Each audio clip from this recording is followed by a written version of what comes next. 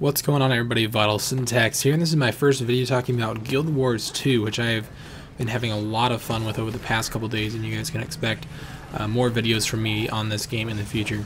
Now, just as a disclaimer, this is the very first MMO game that I've ever played, or MMORPG, I guess I should say.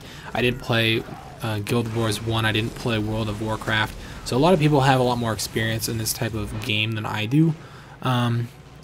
But still, I'm having a lot of fun with it right now. I'm about level 20, which isn't very high. I think the highest is level 80, and I know people that are easily in their 40s or 50s already, which they play the game a lot more than me. But I'm basically telling you this because I want you to take what I say with a grain of salt, in the sense that there are people that probably know a lot more about this game, or there's definitely people that know a lot more about this game or this genre in general. I'm just kind of new to it, and I wanted to do videos covering this game that go over some of the things that I wish I would have known about the game when I first started, because for somebody that hasn't played an MMORPG game before, although this one's not exactly like all the other ones, it does have some unique aspects to it, which is one of the reasons why people are enjoying it so much.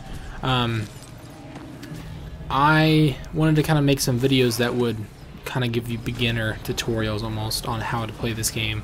And right now what you're watching is somewhat of a boss fight. So there are these random events that happen during your exploration, and some of those events are things like protecting some guy that's transporting something from one village to another city or something like that.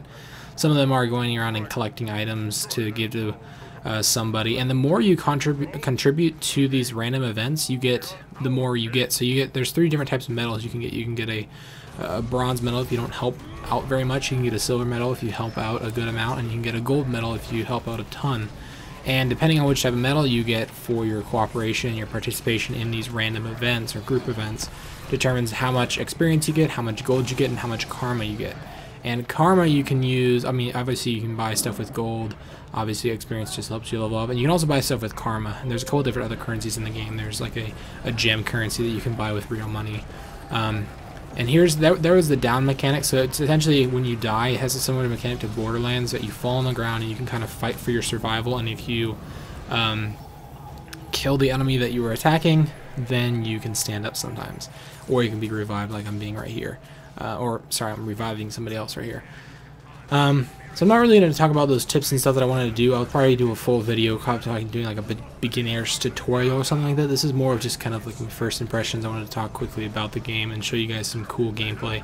This is the largest boss that I've fought so far. I know this is definitely not one of the larger bosses in the game. It's probably one of the very smallest bosses.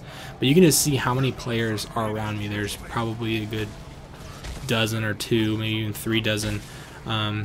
And you kind of work as a team, because you have to all do different roles. There's long range attacks, there's swords and close range attacks, axes and great swords and things like that, and there's also bows and stuff like that. And you can actually switch between the two, which is kind of nice. So for example, I just switched out to my great sword, which does a lot more damage up close. It has a lot better DPS, damage per second, whereas my bow, I can kind of stay at range and avoid taking damage.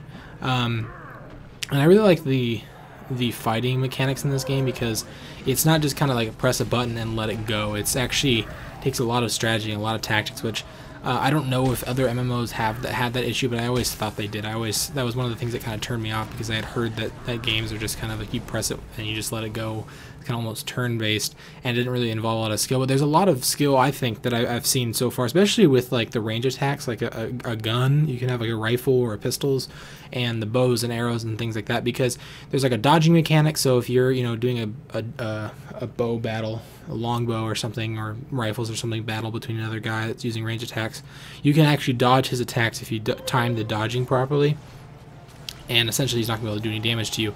Now you have a limited amount of stamina, you have to wait for that to recharge. So and then there's also other things, like certain types of attacks will like stun enemies or like make them immobile. So if they're immobile, then you can use better range attacks, and they can't even get up close to you to do damage.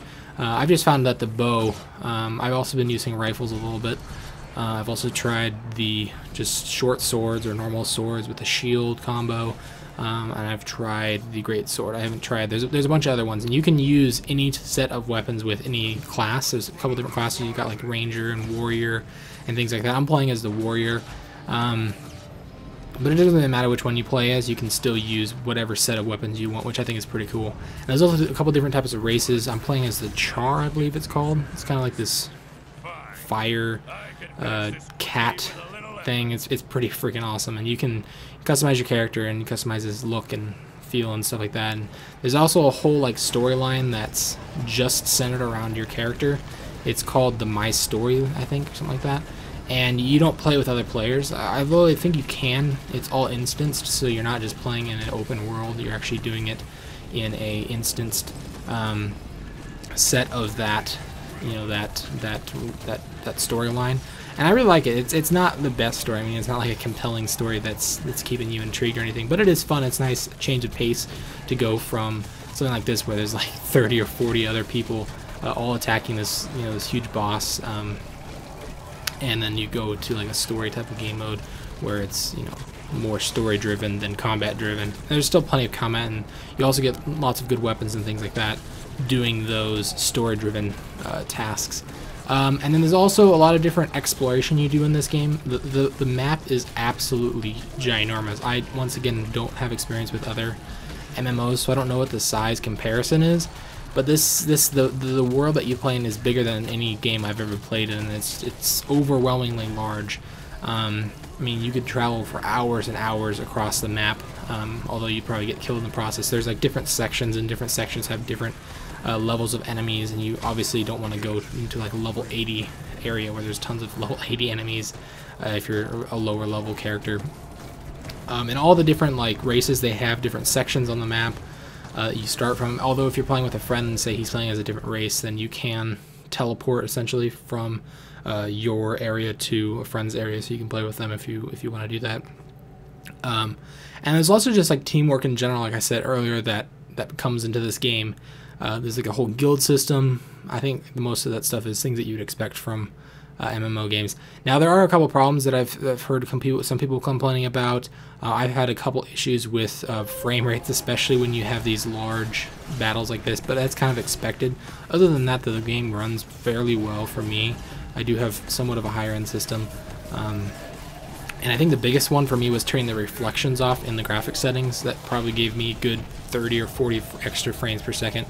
And I didn't really even notice that much of a difference. I mean, the only thing it's going to change is the water, and I guess ice and stuff like that too. But you can see the reflection of the ice right here is actually working somewhat well anyway. So we eventually killed this like dragon priest thing. I don't really know what it's called. I probably should look to the name. But anyway, get some really nice loot and rewards like that from doing this. See a couple different weapons I got. But anyway, those are just kind of my first impressions so far of the game and just general concepts. I'm really excited for this game. I'm having a lot of fun playing with it. And I'll try and do a beginner's tutorial. Or if you guys have any other questions or suggestions of videos that you want to see, leave them down in the comments. And if you enjoyed the video, feel free to give me a like or favorite. Bye-bye.